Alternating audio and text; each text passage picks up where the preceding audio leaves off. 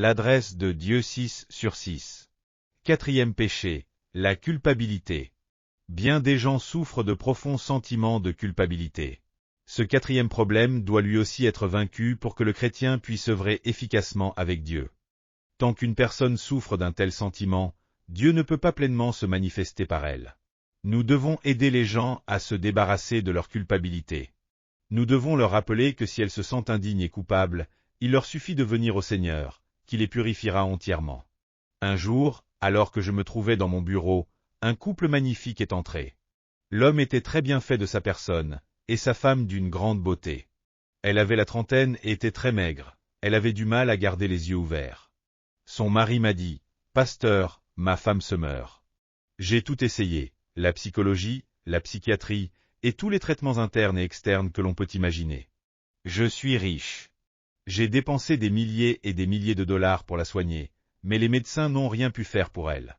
Ils ont maintenant perdu tout espoir. J'ai entendu dire que vous avez vraiment aidé de nombreuses personnes, et qu'elles ont été guéries. » Je lui ai dit que c'était vrai. J'ai regardé son épouse, tout en attendant le discernement et la sagesse nécessaires pour l'aider dans pareille situation. J'ai prié en silence, « Seigneur, elle est ici, devant moi. Que puis-je faire ?» Aussitôt, la voix douce et tranquille de Dieu m'a parlé. Elle souffre d'une maladie de nature psychosomatique. Sa maladie n'est pas de nature organique.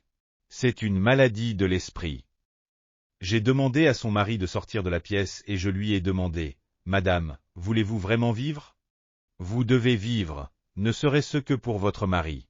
Si vous deviez mourir, il y a longtemps que vous auriez dû le faire, parce que maintenant, vous avez 3 enfants. Si vous mourrez maintenant, vous laissez derrière vous 3 enfants et un mari. Vous allez ruiner sa vie. Alors, de toute façon, vous devez vivre, pour votre mari et vos enfants. » J'aimerais bien vivre, m'a-t-elle dit alors. Eh bien, dans ce cas, je peux vous aider, mais à une condition. Vous devez me parler de votre passé, lui ai-je répondu. Elle s'est alors redressée et m'a jeté un regard courroucé, en ajoutant, « Suis-je dans un commissariat de police? Êtes-vous un dictateur? Pourquoi une telle demande? Est-ce un interrogatoire? Je n'ai pas à vous révéler mon passé. Dans ce cas, je ne peux rien faire pour vous, ai-je répliqué. Si vous persistez dans cette attitude, je vais demander à Dieu de me révéler directement les problèmes relatifs à votre passé. » Elle était effrayée. Elle a sorti un mouchoir de son sac à main, et s'est mise à pleurer. Après un long soupir, elle m'a dit, « Monsieur, je vais vous parler de mon passé. Mais je ne pense pas que ce soit la cause de mon problème. Mais si, au contraire, ai-je dit. C'est là l'origine de votre mal. Mes parents sont morts, alors que j'étais encore très jeune. J'ai pratiquement été élevé par ma sœur aînée. Elle a été comme une mère pour moi, et mon beau-frère a été comme un père. Ils ont pris grand soin de moi, et j'ai habité avec eux pendant toute ma scolarité, depuis les premières années du lycée jusqu'à l'université. Au cours de ma 3e année d'université, ma sœur aînée est allée à l'hôpital pour accoucher de son dernier enfant. Pendant ce temps, j'ai tenu la maison et je me suis occupé des autres enfants. Sans nous rendre compte de ce qui arrivait, je suis tombée amoureuse de mon beau-frère, et lui de moi. Je ne sais pas ce qui m'est arrivé, mais nous nous sommes engagés dans une relation immorale.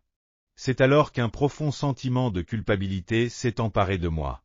Je me sentais littéralement mourir, à cause de ma faute. Mon beau-frère continuait à m'appeler de son bureau, et nous nous sommes rencontrés bien souvent dans des motels, des hôtels et des endroits cachés. Je suis allé plusieurs fois à l'hôpital pour y avorter, et même pendant ces périodes-là, je ne pouvais refuser ses avances. J'étais terrifié à l'idée que ma sœur apprenne la vérité, mais mon beau-frère continuait à m'intimider. Peu à peu, cette situation me détruisait. Quand j'ai obtenu mon diplôme universitaire, j'ai décidé de me marier avec le premier homme qui me demanderait en mariage. J'ai trouvé un travail, et le jeune homme qui est maintenant mon mari m'a demandé de l'épouser, sans rien chercher à savoir de mon passé. J'ai accepté, dans le seul but de pouvoir échapper à mon beau-frère. Je l'ai donc épousé, et très rapidement, ses affaires ont prospéré. Il a quitté son ancien travail et a lancé sa propre compagnie. Maintenant, il est très aisé. Nous avons une belle maison, de l'argent, en un mot, tout. Mais depuis cette liaison avec mon beau-frère, je souffre d'un très fort sentiment de culpabilité. Chaque fois que mon mari et moi avons des relations, J'ai l'impression d'être une prostituée parce que je n'ai pas le droit de recevoir son amour. Je me sens comme déchiré et je pleure. Mes enfants sont des anges, ils viennent m'embrasser. Je me hais. Je sais que je suis une prostituée. Je ne suis pas digne de recevoir un tel amour de la part de mes enfants. Je suis incapable de me regarder dans le miroir. C'est pour cette raison que je ne peux pas m'habiller d'une manière convenable. J'ai perdu tout appétit et mon cœur est dénué de toute joie et de tout bonheur. Vous devez vous pardonner à vous-même, lui ai-je dit. J'ai une bonne nouvelle pour vous. Jésus-Christ est venu mourir pour vous et vos péchés, sur la croix. Jésus lui-même ne peut pas me pardonner, m'a-t-elle répondu, en pleurant. Mes péchés sont trop graves et trop profonds pour qu'on me les pardonne. J'ai tout fait. Tous les autres peuvent être pardonnés, mais moi, non. J'ai trompé ma sœur, et je ne peux pas lui confesser ce que j'ai fait. Cela détruirait sa vie. Je suis resté silencieux et je me suis demandé, « Seigneur, comment puis-je l'aider, maintenant? Viens à mon secours. » Puis j'ai écouté la petite voix tranquille qui parle à mon cœur, et une idée m'est venue. « Ma sœur, fermez les yeux un instant, » lui ai-je dit. J'ai fait de même, quant à moi. Nous allons nous rendre au bord d'un lac très calme et splendide. Nous sommes maintenant assis sur le rivage couvert de galets. J'en prends un petit dans ma main. Et vous, vous prenez une grosse pierre. Puis nous jetons ce galet et cette grosse pierre dans le lac. Je jette d'abord mon galet. Vous avez entendu le bruit qu'il a fait? Il y a juste une ride à la surface de l'eau. Mais où est mon galet maintenant? Elle m'a répondu, eh bien, il est au fond du lac. C'est juste, ai-je répondu. Maintenant, c'est votre tour. Allez-y, jetez votre pierre. Oui, allez-y, très bien, vous l'avez jetée. A-t-elle fait beaucoup de bruit? Oui, elle a fait beaucoup de bruit, et une grande ride. Mais où est-elle maintenant? Tout au fond de l'eau, a-t-elle répondu. Oui, il semble bien que mon petit galet et votre grosse pierre soient allés au fond de l'eau, quand nous les avons lancés. La seule différence entre les deux, c'est le bruit qu'ils ont fait et la ride à la surface de l'eau. Le galet a fait un petit pouic et la pierre un gros plouf. Le mien a dessiné une petite ride, la vôtre une grosse. On peut aller en enfer à la suite de grands comme de petits péchés, car on ne connaît pas Jésus-Christ. Et quelle différence cela fait-il? Du bruit et une certaine influence sur la société. Tout le monde a besoin du pardon de Jésus-Christ. Son sang purifie de tout péché, gros ou petit. Ses paroles ont touché son âme. Elle s'est ouverte à la vérité. Cela veut-il dire que Jésus peut pardonner tous mes péchés? Certainement, ai-je répliqué. Elle s'est effondrée sur sa chaise et s'est mise à pleurer et à trembler. J'ai essayé de l'encourager et de la réconforter, mais elle n'arrêtait pas de pleurer. J'ai alors posé la main sur elle et je lui ai fait répéter la prière du pécheur. Peu après, elle a levé la tête. Ses yeux brillaient comme des étoiles, et la gloire apparaissait sur son visage. Elle s'est levée et s'est exclamée, « Pasteur, je suis sauvée. Tous mes fardeaux sont enlevés. » Je me suis mis à chanter, et elle, à danser. C'était la première fois qu'elle dansait de joie devant le Seigneur. Ce jour-là, elle a sauté, dansé et fait beaucoup de bruit. En entendant ce vacarme, son mari s'est précipité dans mon bureau. En le voyant, elle s'est jetée dans ses bras et l'a embrassé. Elle ne l'avait jamais fait auparavant. Son mari m'a regardé, incrédule, et m'a demandé, « Mais que lui avez-vous donc fait? » Dieu a accompli un miracle. Ai-je répondu, avec un grand sourire.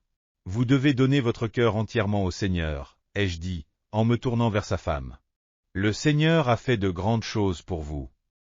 Très vite, elle a été complètement débarrassée de son sentiment de culpabilité. La puissance de Dieu est descendue sur elle et l'a complètement guérie. Ce couple vient maintenant régulièrement à mon église, et chaque fois que je regarde le visage de cette jeune femme, je ne peux m'empêcher de penser à l'amour de Jésus-Christ. Aujourd'hui, tous ses problèmes physiques ont disparu et sa guérison tient bon. Aucun sentiment de culpabilité ne l'habite plus, et la puissance de Dieu peut couler en elle librement. Frères et sœurs en Christ, dès maintenant, toute la puissance de Dieu réside en vous. Vous pouvez l'utiliser pour vos frais d'études, vos besoins en nourriture et en vêtements, vos livres, votre santé, votre travail, c'est-à-dire tout. Quand vous prêchez l'Évangile, vous ne proclamez pas une théorie vague, un but imprécis, une philosophie ou une religion humaine. En réalité, vous enseignez aux gens à s'approvisionner à une source inépuisable. Vous leur donnez Jésus, et en Jésus, c'est Dieu qui vient demeurer dans votre cœur. Alléluia! Ainsi, ce livre se termine. Avez-vous reçu beaucoup de grâce à travers ce livre? Je vous bénis de tout mon cœur au nom du Seigneur pour que vous soyez de plus en plus armés de la parole de Dieu et remplis du Saint-Esprit, afin que vous meniez une vie victorieuse dans ce monde. Si vous avez aimé cette vidéo, n'oubliez pas de vous abonner à la chaîne, d'activer les notifications et d'appuyer sur le bouton j'aime. Cela nous aide beaucoup à préparer plus de vidéos remplies de grâce. Nous nous retrouverons avec joie dans la prochaine vidéo. Que Dieu vous bénisse grandement.